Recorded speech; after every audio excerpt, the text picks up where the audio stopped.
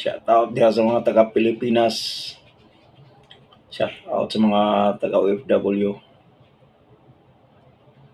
Grabing ang gulo ng Pilipinas ngayon. Presidente versus Vice President. Yung mga congressman kasi wala silang ibang nakita kundi mga Duterte family lang. Alam nyo, wala na ibang tiwala yung mga Pilipino, lalo na kami mga OFW. Si Tatay Digong lang ang nakapag sa amin.